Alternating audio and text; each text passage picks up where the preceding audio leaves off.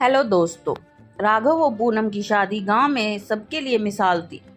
राघव का नाम बिजनेसमैन में था और पूनम गांव की आदर्श गृहिणी। शादी को 5 साल हो चुके थे, लेकिन हर घर की दीवारों के अंदर एक अजीब सी खामोशी थी। राघव बाहर से खुश दिखता, पर घर में उसका गुस्सा और तनाव छिपा था। पूनम ने कई बार उससे बात करने की कोशिश की, पर राघव चुप्पी साध लेता।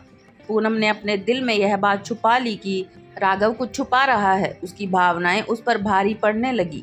वह अपनी डायरी में लिखने लगी, आज फिर राघव ने मुझसे बात करने से इनकार कर दिया। उसके चेहरे पर डर और गुस्सा दोनों दिख रहा था। मैं जानती हूँ कि वह कुछ छुपा रहा है, पर पता नहीं वह क्या है। शहर की भीड़ भाड़ से दूर इस छोटे से गांव में प्रेम की छाया में छुपे सच ने अपना पहला संकेत दिया। राघव का बिजनेस हमेशा से पारदर्शी नहीं था। पूनम को धीरे धीरे एहसास हुआ कि राघव अवैध तरीकों से पैसा कमा रहा है। राघव की तन्हाई उसके चेहरे पर साफ झलकती थी। पहले वह हमेशा पूनम के लिए वक्त निकालता था, पर अब उसका फोन हमेशा बजता रहता। वह कई बार देर तक घर नहीं लौटता। पूनम की चिंता दिन ब दिन बढ़ती जा रही थी। एक दिन पूनम ने राघव के फोन में संदिग्ध कॉल और मैसेज देखे। वह समझ गई कि कुछ तो गलत है। उसने राघव से सवाल किया, लेकिन वह गुस्सा हो गया और चुप रहने को कहा। पूनम की आंखों में सवाल और डर की झलक थी। उसने अपनी डायरी में लिखा, राहुल मुझसे कुछ छुपा रहा है। क्या वह मुझ पे विश्वास नहीं करता, या फिर वह कोई बड़ी समस्या छुपा रहा है? मुझे सच जानना होगा, भले वह कितना भी दर्द दे। पूनम ने अपने मन में ठाना कि वह राघव की असली दुनिया को समझेगी। वह जानती थी कि सच चाहे जो हो, वह अब खुद को धोखा नहीं दे सकती। राघव और पूनम के बीच की दूरी बढ़ती जा रही थी। राघव ने घर की बातों को टालना शुरू कर दिया और पूनम घर में अकेली महसूस करने लगी। पर उसकी उम्मीद अभी भी जिंदा थी, वह राघव से सच में बात कर पाएगी। पूनम ने अपनी करीबी दोस्तों से बात की, पर सब चुप थे। गांव में छुपे सच की हवा चल रही थी, लेकिन कोई भी इसे खुलकर नहीं बोलना चाहता था। रात को पूनम अक्सर अपने कमरे की खिड़की से बाहर देखती और सोचती कि क्या वह सच में राघव को खो रही है, या उसके सपनों का संसार टूटने वाला है। इस बीच राहुल के व्यवसाय में कुछ अंधेरे चेहरे धीरे धीरे सामने आने लगे। पूनम ने महसूस किया कि वह बहुत बड़े जाल में फंस चुकी है और इस जाल से निकलना आसान नहीं है। राघव और पूनम के बीच की दूरी अब केवल खामोशी से नहीं मापी जाती थी, बल्कि खुली लड़ाई और अनबन का रूप ले चुकी थी। पूनम का दिल टूट चुका था, पर उसने हार नहीं मानी। वह सच को उजागर करने की कसम खा चुकी थी। एक दिन पूनम ने राघव से सीधे सवाल किया, राघव तुम मुझसे क्या छुपा रहे हो? क्या तुम मुझसे सच नहीं कहोगे? राघव ने झुंझलाकर कहा, तुम यह सब क्यों सोचती हो? तुम्हें मेरे मामलों में नहीं पड़ना चाहिए। पूनम ने जवाब दिया, मैं तुम्हारी पत्नी हूँ, तुम्हारे हर सच का हिस्सा हूँ। मुझे पता है कि कुछ तो गलत है, मैं जानना चाहती हूँ। राघव का गुस्सा भड़क गया, अगर तुमने सच बाहर निकाला तो मैं तुम्हें बर्दाश्त नहीं करूंगा। उस दिन के बाद से राघव ने पूनम से दूरी बना ली। पूनम ने महसूस कि अब वह अकेली ही इस लड़ाई को लड़नी पड़ेगी। पूनम ने अपनी डायरी में लिखा, मैं डर रही हूँ, राघव अब मुझसे बात नहीं करता। मैं अकेली महसूस करती हूँ, पर सच की लड़ाई छोड़ नहीं सकती। मैं सच्चाई को उजागर करूंगी, चाहे इसके लिए मुझे कुछ भी सहना पड़े। पूनम ने गांव के कुछ भरोसेमंद लोगों से बात करना शुरू किया। उसने राघव के अवैध कारोबार के बारे में सबको बताया। राघव को जो पता चला कि पूनम सच बोल रही है, तो उसका गुस्सा और भी बढ़ गया। उसने सोचा कि उसे रोकना होगा, नहीं तो उसकी पूरी दुनिया तबाह हो जाएगी। एक रात राघव ने पूनम को धमकी दी, अगर तुमने एक शब्द भी बोला तो मैं तुम्हें नहीं छोड़ूंगा। पूनम ने ठाना कि वह डर कर पीछे नहीं हटेगी। उसकी हिम्मत ने उसे मजबूती दी, लेकिन राघव के अंदर का अंधेरा तेजी से बढ़ रहा था। वह अपनी मजबूरी को क्रूरता में बदल रहा था। पूनम के लिए अब यह लड़ाई सिर्फ सच्चाई की नहीं, बल्कि अपनी जान की भी थी। रात का अंधेरा गहरा था और घर में सन्नाटा था। पूनम अपने कमरे में बैठी थी, दिल में बेचैनी और दिमाग में सवालों के तूफान के साथ। उसने ठाना कि वह अब राघव के झूठ के खिलाफ आवाज उठाएगी। राघव ने भी अपने दिल के भीतर एक काले कोने में आग जलाई थी। उसकी मानसिकता डर और गुस्से से भर गई थी।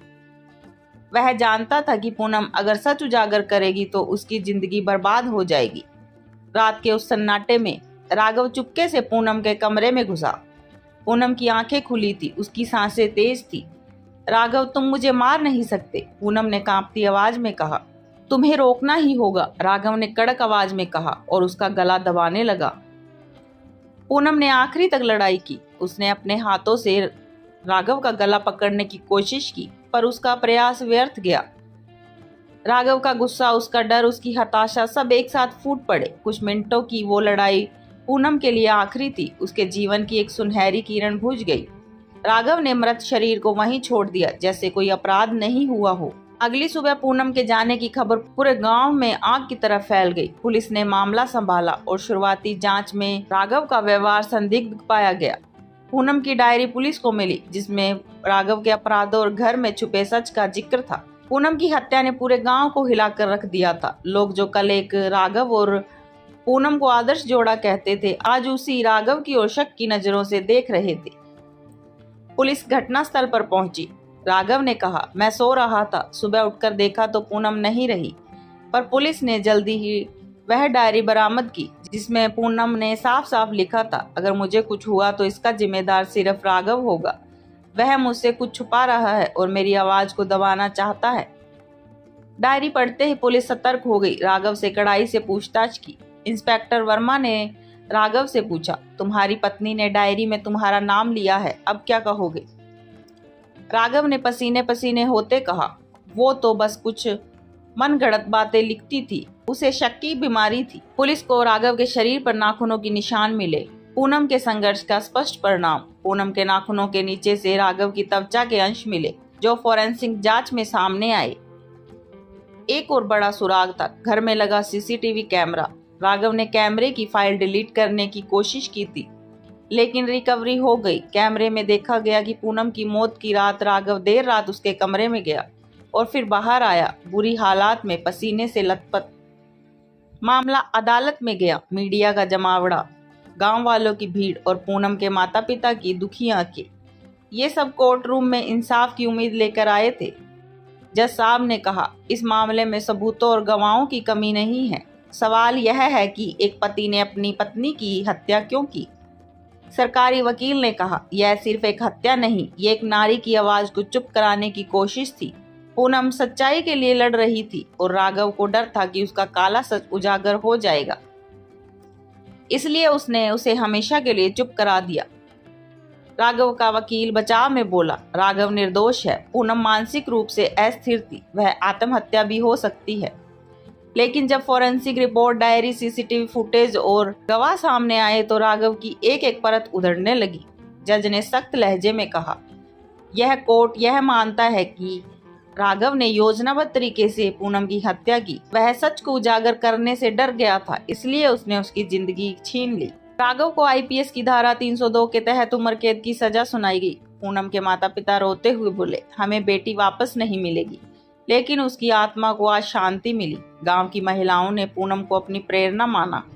उन्होंने कहा, वो चुप नहीं रही, उसने आखिरी दम तक लड़ाई लड़ी। दोस्तों, तो ये थी आज की कहानी। कैसी लगी अपने विचार जरूर बताएं, और अगर आपको कहानी पसंद आई तो लाइक, शेयर और स्टोरी हाउस को सब्सक्राइब करना ना भूलें।